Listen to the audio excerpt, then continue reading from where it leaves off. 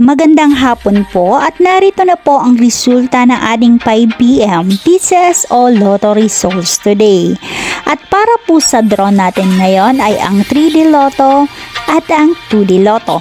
Para po sa mga bagong nanonood, huwag niyo pong kakalimutan mag-subscribe sa aking channel at pahit na din po ako na notification bell para update